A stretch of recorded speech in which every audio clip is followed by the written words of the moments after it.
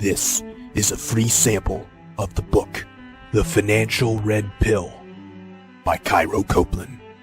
The first half of this book is posted right here on YouTube, free for everyone to listen to. If you like this content and want to hear or read the rest, or want to listen to it free of ads, visit reinventideal.com/finance. The book is available on Kindle, paperback, and Audible at reinventideal.com/finance.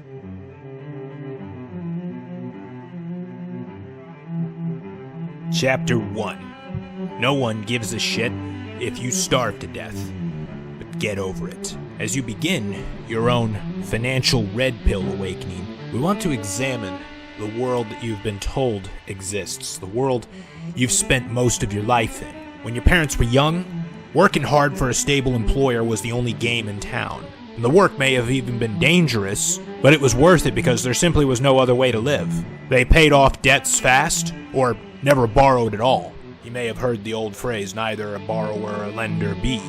That was accepted and popular wisdom back in their day. They might have gotten an education too, because back then, it was affordable enough to be funded by a summer job. Once it was discovered that you were in your mother's womb, your parents fantasized about what great things you'd become.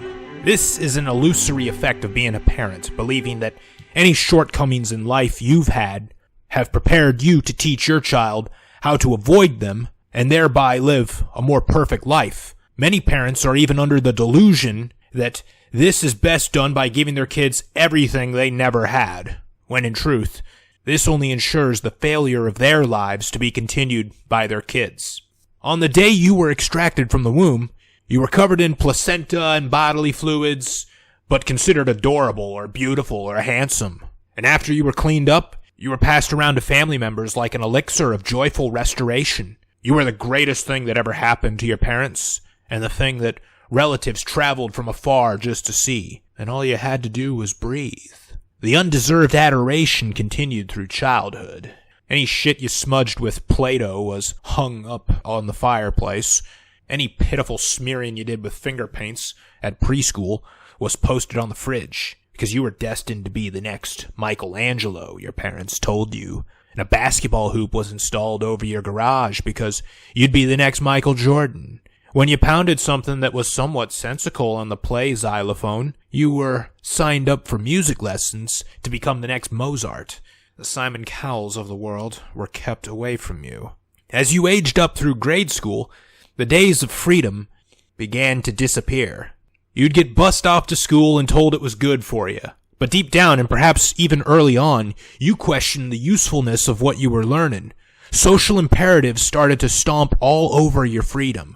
Not just from authority figures, but also from peers who told you what was and what was not cool. And perhaps you had been taught to put your pennies in a piggy bank because saving money meant a future. Perhaps you were told that school would fast-track you to that future.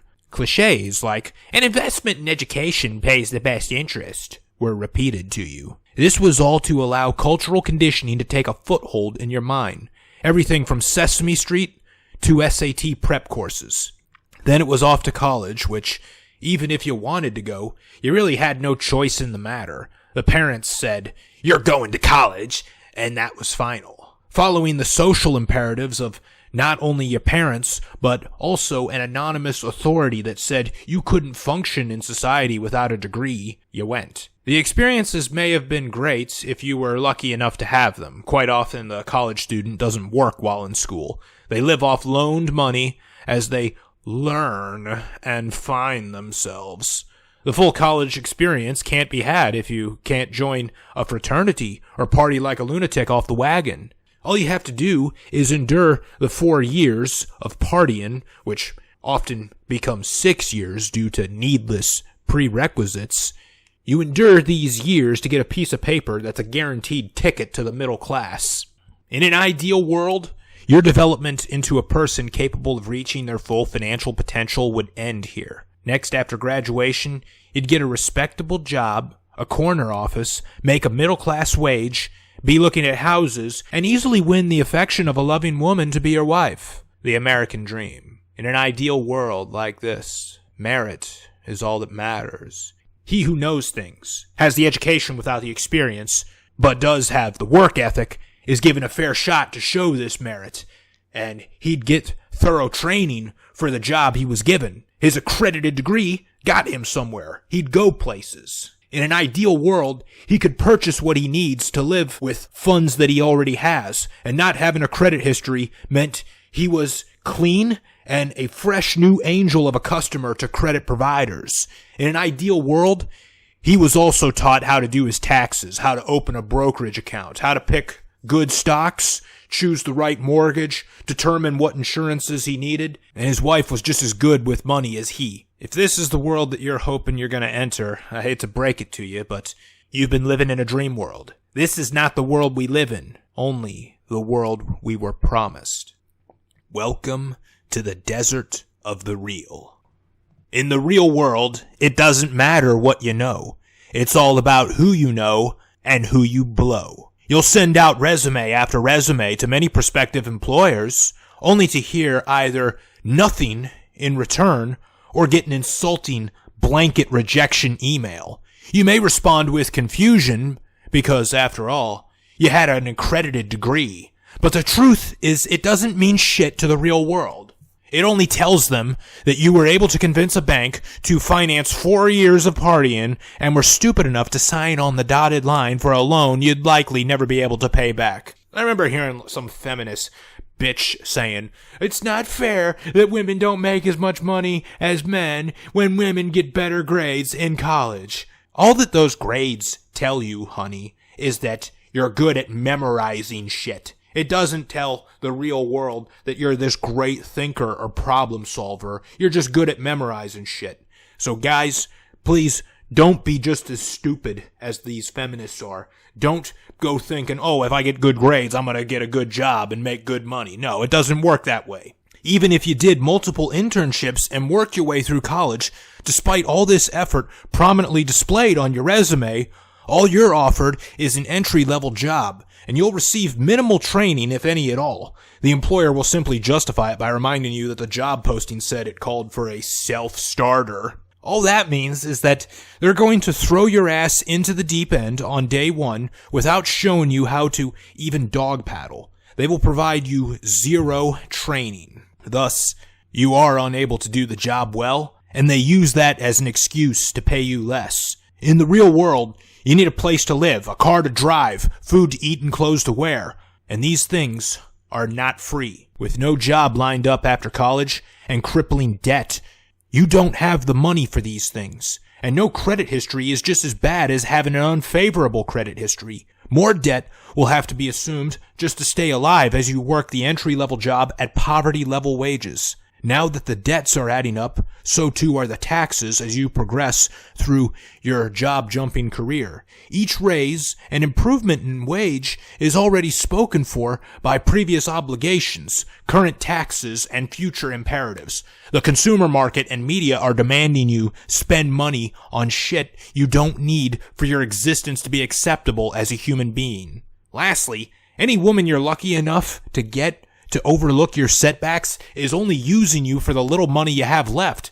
Intentional or not, they are. See, some don't even know that they're doing it as they do it, but some know very well what they're doing. They often refer to guys that they date as meal tickets. I once looked inside of a girl's phone, and I saw all the guys that she had saved in that phone, and next to his name was the function that he served in her life. One guy was saved as Bill-Rent, because he was the guy that helped her pay her rent. Another one was John-Brunch, because he was the guy that took her out to brunch almost every day. And another one was Nathan-Cellphone, because he paid her cell phone bill. You get the picture. We as guys don't have that luxury. We're not going to be paid to exist or paid just because we're pretty.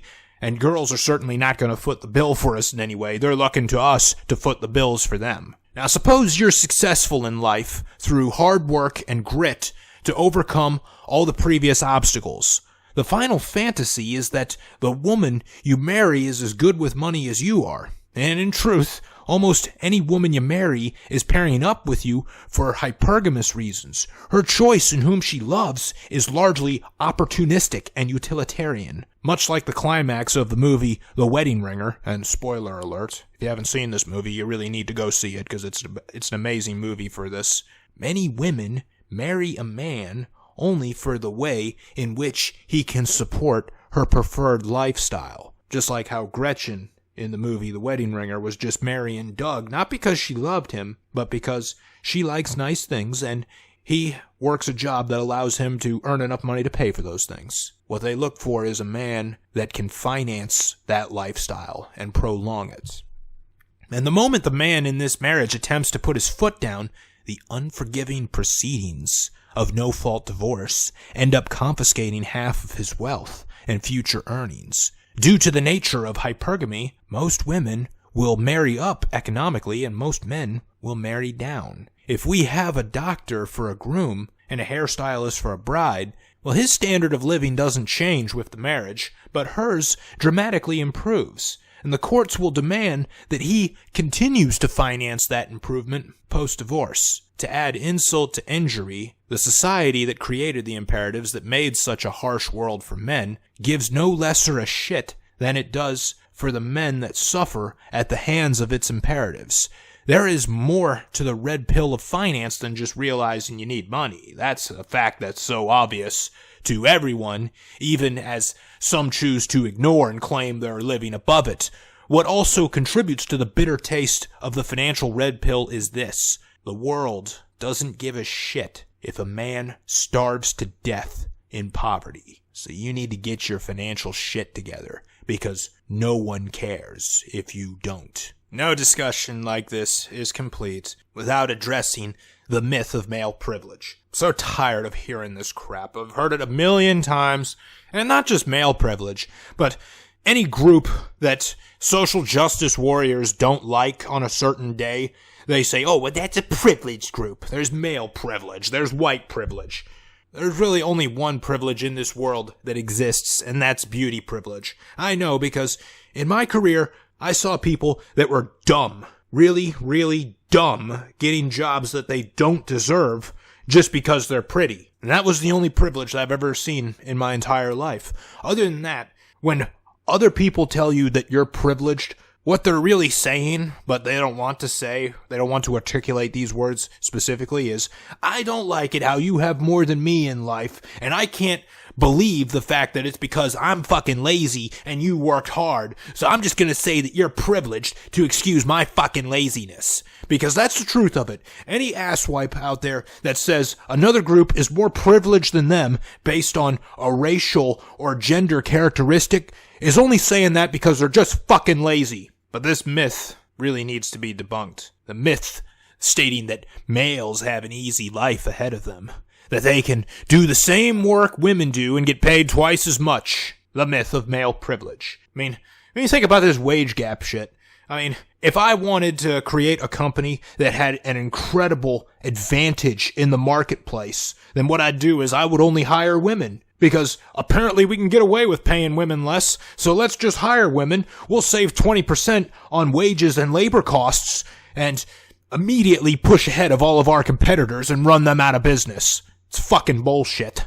The wage gap. Not a shred of truth to it. But what is true is that this world couldn't care less about making life easier for men, nor does it care if men even live at all. Look no further than the fact that the male suicide rate is higher than the general population, and how no one in the media is talking about it. We are disposable just for being male. Who will have their life ruined and future shattered by a false accusation of assault and inappropriate harassment? A man or a woman? Women who become involuntarily pregnant don't have to live with the consequences of it if they don't want to. They are free to abort. But a man plagued with paternity fraud has no such luxury. Who's working the jobs that are undesirable? Do you see a lot of women working on oil rigs or working in mines? Do you see them on the Highline power poles? Or do you even see them working a garbage truck? No. you don't. You see them in the lowest paid careers, like teaching and social work. It's not men that are forcing them to take these careers. Last I checked, you get to choose what you study in college and what career you prepare for. It's a free economy. So shut up about the wage gap if you chose a low-paying career like that. But let's get back to that garbage collector. I mean, is the garbage collector riding on the back of a garbage truck, getting up at the crack of dawn in adverse weather to have the freedom to oppress his wife? No! He's given up a large partition of his freedom in order to provide for his wife. Women may lose out on 30% of their income. Well, guess what? Men lose out on 6 years of their life. Women lose a job opportunity. Men lose their kids. If a woman loses a job, she can go elsewhere. But if a man loses his kid, he can't go elsewhere to get another kid now, can he? Can't replace that kid so easily. So where's this male privilege that they speak of? They say it's in wages because women have the majority of college degrees, but the minority of income.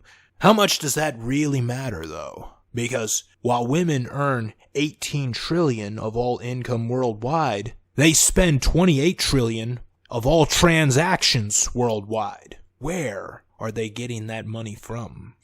In many cases, from their men. Maybe they make less money, but they're not really hurting for money because they spend their husband's money. But also, if we look at women that are not married, there's plenty of ways for them to make money too. For one, there's a seekingarrangements.com. It's a website that allows women to seek out sugar daddies, or plainly put, a man with money that will pay them just for the sole fact that they exist, and their existence is pretty. That's not to say all women would do this. There are enough that would object and say it's no different from being a prostitute. Women fear being regarded as sluts as much as men fear being viewed as weak and pathetic. Prostitution is also a dangerous business, but women can still partake in the profits while only doing some of the action and even while maintaining some secrecy. You see, dancing at the local strip club is one such option. Some call it exploitation of women. To me, it looks more like exploitation of men. You give a woman money just because she's not wearing any clothes in front of you. Also, you can't touch her or yourself. Gee, who's getting the short end of the stick there? Still, not all women do this, because there's shame involved if people she knows see her. But there are ways to profit off men's biological imperatives without prostituting or stripping for the locals. There's webcamming, where you can block certain states or entire countries from seeing your cam show. If men have it so easy and women have it so hard, how is it then that women can get money from men so easily? All a woman has to do is put her Cash App or Venmo handle or Amazon wish list on her Instagram profile, and she will receive unearned income from it. Can we do the same as men? Definitely not. Which creators on OnlyFans, ManyVids, and Patreon make the most money from those platforms, male or female content creators? The answer is definitely the females, where all they need is a few pictures of them in bikinis, maybe even a video. Unlike it is for men, the ideal world exists for women where they can be paid just for their existence. They don't even have to be 9s and 10s either. Now, none of this is to bitch nor complain. Many men, myself included, would rather earn or keep. We believe that all happiness is earned. If anything, this unfairness is created by the pathetic guys that send money to the Instagram stars in hopes that she will find favor in him and possibly develop a real relationship. He really is that pathetic, and we have a word for such a man: simp. But the unfairness doesn't stop there. It continues. Women are able to move back in with their parents and not be shamed for it. Now, many men wouldn't even want to make this move, but sometimes they have no other choice. I mean, that was certainly the case for me right after college. It was the height of the recession, and there were no jobs for the useless degree the education industry gave me. An industry that is out to rob you of your future. And after listening to this book, you'll be able to avoid it without guilt. The guy that does this is made fun of by society and sitcoms, such as Howard Wolowitz from The Big Bang Theory. And there is no chance any guy that does this will ever get laid if his female prospect finds out about it. When women must do this, their acts of desperation are met with compassion. They're led to believe they had no choice in the matter because it's an oppressive male world that caused it. But should a man need to, he's a total failure, and that's the end of the story. Affirmative action and corporate initiatives favor women. These initiatives are made in hopes of increasing diversity. But the subtext of that call for diversity is anyone but another guy. There is a large push to have more female executives, but no push to have them qualified to be executives. There's even a whole department of every corporation made for the sole purpose of employing women that do not possess the skills to do anything else. Human resources. When was the last time you saw a guy working in HR? The world turns a blind eye to what a male executive had to sacrifice in order to become an executive and believes he's only there due to his luck in the genetic lottery. Profitable education programs are actively limiting male admissions. You may have seen many advertisements and PSAs that portray males like father figures, big brothers, male teachers, etc., as discouraging women from studying and pursuing careers in science and engineering, like they are the oppressive villains that keep the girls down. But if we ask the guys that were already studying these difficult subjects, they'll tell you that they want more women classmates. That's because college is one place where you not only get to talk to attractive girls you otherwise wouldn't get to, but in a class setting, you kind of have to. Further, as they move on into their careers, many of the guys do not have the skill sets to attract women outside of their social circles, work being the main one for them. Therefore, they would welcome more women in these careers because they'd have access to them and something in common with them to talk about.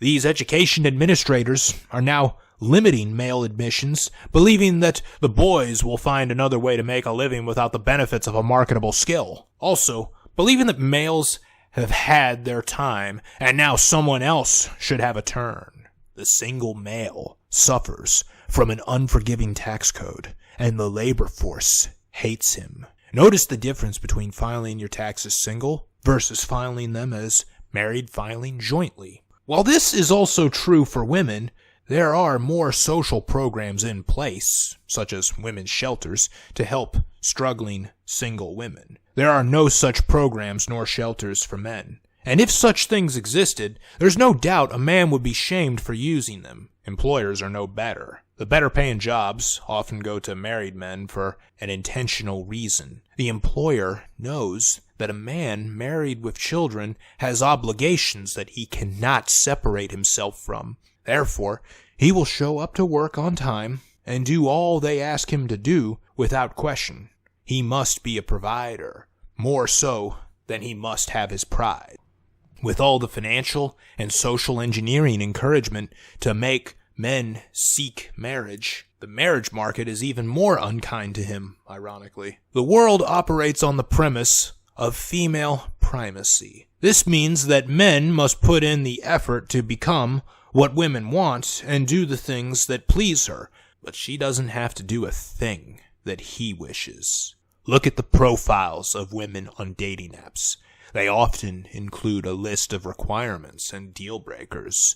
Sometimes reading these things makes you feel like you're in a hostage negotiation. Meet these demands in order to be acceptable. Any failure to meet these demands will get you flaked on, ghosted on, or dumped. After all, there is a reason that I wrote the book on the subject of dating, Never Ghosted Again. It's pervasive in today's world. Divorce law is very cruel toward men. While successful pushes for equality have gotten women to become more than just her husband's property, these developments have not carried over into our court system. They still operate on the outdated premise that a woman is nothing without her husband. And even if he did no wrong to her, she requires his support for the rest of her life.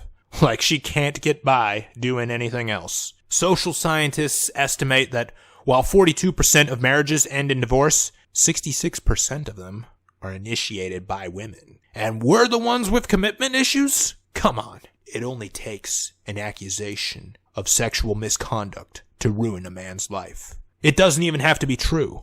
He doesn't even have to be convicted for him to have his life ruined. Insurance premiums are higher for males. When it comes to auto insurance, we're believed to be dangerous on the road. Even if you've driven 5 miles under the speed limit your whole life, the actuaries have spoken and determined that you're a threat. When it comes to life and disability insurance, we're hit with a hefty bill. Even if you only do office work, don't smoke, and exercise regularly, the underwriters have spoken and find you to be a higher risk. Because on that note, the good paying work that men can get is often undesirable and puts their lives at risk. When the media wails about men being paid more than women, there's only one element of truth to that. Men do the work that women don't want to do. How many women do you see working on oil rigs? How many rig up hot wires on high-line power poles? How many do high-rise construction or anything involving explosives? Men with money are often used for it. There are whole websites made for women to find themselves sugar daddies. And on that note, any man who happens to have a sugar mama will be shamed for it. Further, it's perfectly acceptable for a wife to not work, but rather stay at home to raise the kids while her man supports her. No such acceptance is afforded to men who do the same thing. The consumer market and media are out to prevent you from being financially independent. The consumer market encourages you to blow your hard-earned savings on hot cars to get girls, saying you need to have them to even have a chance with them. Continuing with this theme is an expectation of you to have a woman. David Wong of Cracked.com wrote that men feel they are owed a woman because of portrayals of heroes winning their romantic interests in film and TV. He should change his name to David Wrong, because the media's message is that you must have a woman. It's a minimum expectation in order for you to be in good standing with society. And if you don't, then you're just a fucking loser. The media also tells you that you're stupid and portray you as such. Homer Simpson, Peter Griffin, American Dad. Not just sitcoms made for laughter, but also advertisements. You've seen the ones where the wife goes out on a business trip and leaves the cooking responsibilities to the dad, who's so incompetent in the kitchen, he puts shelled avocados in the blender. May we also remind this media that it was a man who made the patent for the blender to hammer in the mandate that you must have a woman. These buffoons are portrayed to be nothing but drags on their family and society if their wives were absent. Lois is the only thing that gives value to Peter Griffin. Without Marge, Homer may as well drink himself into an early grave. There is greater pressure on men to show off their wealth through extravagant spending. Impressions about us are immediately formed by the car you drive, the shoes you wear, the size of your living space, and the expensive level of your dates. In something that supposedly is pure from this spending imperative, romance, the burden is all on him to buy her an expensive ring. No equivalent expense is expected of her. Intentionally or not, the message is quite clear from both entities. One wants you to spend all your laborious earnings on shit you don't need. The other tells you that you're too stupid to be anything more than a buffoon and not worth a shit without a woman. But perhaps the most bitter dose of the financial red pill is this: we're loved only conditionally. Women, children, and dogs are loved unconditionally. But a man is only loved under the condition that he provides. When a man starts dating a woman, the first question that's asked of him by his peers is, what's she like? How does she look? When a woman starts dating a man, the first question she's asked by her peers is, what does he do? We must be doing something, and something respectable. We must provide in order to be loved. This is your financial red pill. The world doesn't give a shit about you and your survival. You're stupid and not worth a shit without a woman, whom you're not even worthy of. Social imperatives are against you and your success. It's perfectly all right if you starve to death in poverty. Look at the reaction from Good Samaritans to male panhandlers versus the reaction to female panhandlers for confirmation of this. Many men are checking out. They join MGTOW. They take the black pill. They drop their pursuit of women and riches. They turn to porn and video games instead. When women love kids more than men, is it any surprise then why men act like kids? Much of this has been about comparing the financial imperatives of men and women and comparing the situation that men are born into versus the situation and the world that women are born into. And it's almost a sin on my part, because comparison is the thief of joy.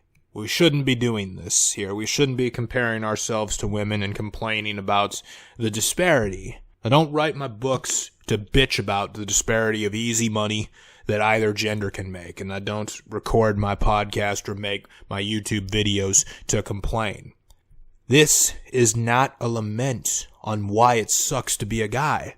This is a celebration of why it's great to be a guy. You see, if I wanted to cripple you, I'd convince you that you have a target on your back. I'd tell you that the system is rigged against you. I'd tell you that there's nothing you can do to improve your outlook in life because of this rigged system. As a result, you'd do nothing and accept the mediocrity of such a life. You'd be a victim, but not all who suffer are victims. Instead, I will tell you the opposite. As men, we have distinct advantages. We're just not told about them. I mean, all these feminists that run around complaining about how men have distinct advantages surely must realize that by publicizing them, men would realize that they have them and start using them. But they never discuss just what those advantages are, because they don't know what the hell they're talking about. It's just some bullshit they make up so they have something to bitch about to excuse their own laziness in life. But there are some distinct advantages that we have as men, and that's the other part of the financial red pill. While the first bitter taste of it is about the financial disadvantages you have, the second is about the advantages you do have to counteract them. You have sheer strength and a high tolerance for pain. You have rationality and logic overriding your emotional thoughts and judgments. You have the ability to take the most powerful force within you, your sex drive, and transform it into an unrelenting work ethic. These tools will be your solution and salvation in this unfavorable world. And the solution is to reinvent yourself. That is what reinvent ideal means. Reinvent your life and pursue different goals. Chart a different course. Almost like MGTOW, we are going our own way. Every man needs to go his own way. But this is different. Instead of trying to fit in with what the social imperatives say, instead of following the script that society has created for you, which is go to school, get good grades, get a good job so you can supplicate to a woman, marry her, make her your wife, and obey her, happy wife, happy life. Instead of that shit, what you're doing is you're gonna focus on yourself by committing to your future self. Commit to your future self before committing to any woman or anyone else. Commit to giving yourself the best future possible. Commit to transforming your life into one that you would enjoy even if there were no women. Creating a life more like Kevin Hart's in the movie The Wedding Ringer, as opposed to the life of Josh Gad's character in that same movie. Making yourself your own original point of concern and becoming a high-value man. And doing this not for the benefit of society, and not for the benefit of women, not for the benefit of family or anyone else, but doing this so that you don't have to tolerate the bullshit of society, the bullshit dished out by women, any bullshit dished out by anyone at all. That is what the red pill is all about, and that is what it means to reinvent ideal. One quick pause here before we move on to the next subject, the next chapter. I want to share with you a free gift as a way of saying thank you for listening to this audiobook. There were so many you could have selected from, but you chose this one, and that means a lot to me. I feel very privileged that you chose to listen to this one with a very saturated market so full of choices. So as a way of saying thank you, I'd like to give you this free gift here. It's another ebook, and it's called DMs for Dates, using Instagram like a dating app. I will give you a copy of that 100% free. All you gotta do is head on over to reinventideal.com/DM. And what this guide will show you is how to carry conversations with women you wish to date and carry those conversations on Instagram through DMs. And this works with both women you already know and with women you haven't met yet. So I will show you how to save time and avoid the endless chit-chat and get her on the date sooner. So get access to your free gift at reinventideal.com/DM. reinventideal.com/DM. Thank you so much for listening. Now let's continue.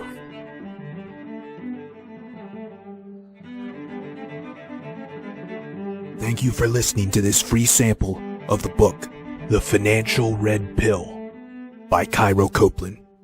If you enjoyed it and want to hear or read the rest, or want to listen to it free of ads, visit reinventideal.com/finance. The book is available on Kindle, paperback, and Audible at reinventideal.com/finance.